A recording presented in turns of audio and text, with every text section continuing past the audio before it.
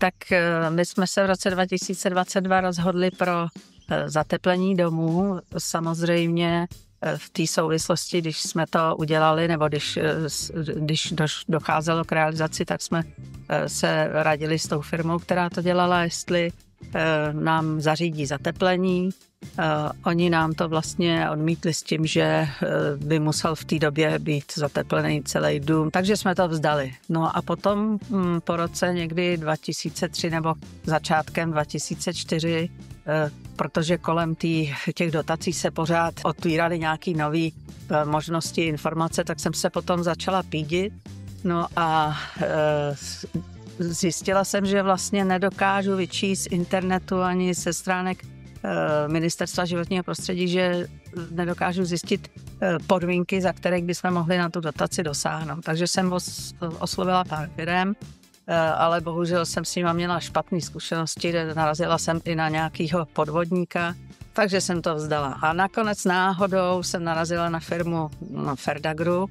No a to jednání teda od začátku bylo velice příjemné. Oni mi řekli, jako první mi vlastně řekli, že mám zpětný nárok na tu dotaci, což jsem si myslela, že není pravda, že už jako vlastně neplatí a to bylo to, co jsem se nikde nemohla dočíst.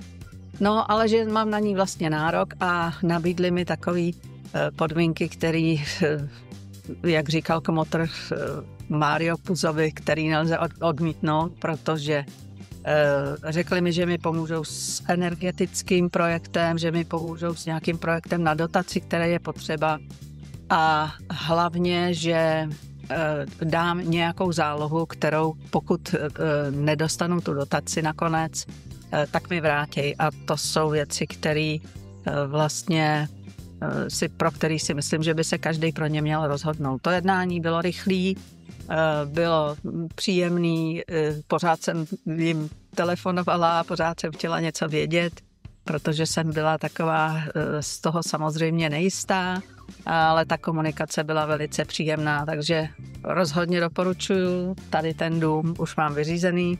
Dotace mi přišla před 2 dny a pochopitelně jsem velice spokojená, protože už jsem to vlastně vzdala před tím rokem a měla jsem pocit, že peníze jsou prostě nedostupný, nedobytný.